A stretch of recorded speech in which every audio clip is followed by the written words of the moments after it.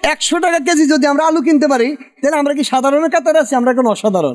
কিছুক্ষণ আগে একটা প্রশ্ন করলেন, আগে ভালো ছিলাম, ওই জাতীয় লোকগুলাই এখনো ভালো আছে এবং তারা থাকবেও, কারণ তারা তো মাল কামাই লইছে।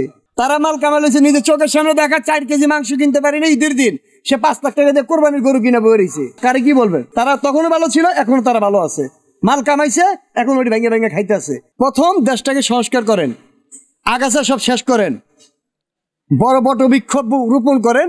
যদি রোপণ করতে না পারেন, রোপণ করা যে বৃক্ষগুলো আছে সেগুলোকে সুন্দর করে ব্যারিকেড দিয়ে মানুষকে যাতে ছায়া দিতে পারে সেভাবে দেশটাকে সংস্কার করে যান। সবকিছু ডিসিপ্লিনের ভিতর আনেন, সব শৃঙ্খলার ভিতর আনেন, তারপর নির্বাচন দেন। এবার যে আসুক, আমি আসি, আপনি আসেন, যেই আসুক, আমাদের নো প্রবলেম। কিন্তু সবার জন্য আইন সমান, সবার জন্য কথা সমান, সবার জন্য খাবার সমান, সবার জন্য সবকিছু সমানভাবে থাকতে চাই। এখন তো আমরা কেউ সাধারণ নেই, সব অসাধারণ। কে বলছে সাধারণ? অন্তর্বর্তীকালীন সরকার আসলে যে দাম বৃদ্ধি পেয়েছে ব্যাপারটা এমন না, এই সরকার ছাড়াও কিন্তু দাম বৃদ্ধি পেয়েছে। কাঁচামরিচের কেজি কিন্তু 1200 টাকাও চলে গেছিল, পেঁয়াজের কেজি 500-600 টাকা চলে গেছিল, আপনারা সবাই জানেন, অবগত আছেন।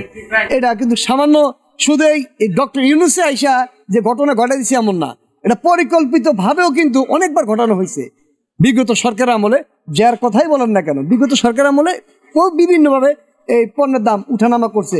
এখন এই সরকার আইসে মাত্র কয়দিন হয়েছে, 2 মাস 3 মাস, এর ভিতরে যে উনি আইসে আলুর দাম বাড়াইছে, ডিমের দাম বাড়াইছে, এটার দাম, এগুলো সব ফালতু একটা গুজব কথা, এটা ফালতু বুয়া কথা। বেশি কিছু দরকার নাই, আল্লাহর রাস্তায় সরকার আপনার কাছে জোরাত করে বেশি কিছু দরকার নেই। খালি সালমান এফ রহমানের টাকাগুলা এই জনগণ গুলারে ভাগ করে দেন। দেখেন, 1 চোটপাড়ানির পোলাও যদি গরিব থাকে, আমার জুতার মালা দিয়ে যান। আমি কয়ে দিলাম, শুধু সালমান এফ রহমানের টাকাটি বুঝাই দেন, আর কিচ্ছু লাগবে না। বাংলাদেশের জনগণ শান্তিতে, সুখে শান্তিতে 2টা ডাক ভাত খেয়ে বাঁচতে পারবো। শুধু একজনের টাকা বুঝাই দেন, সবার টাকা লাগবে না, যান।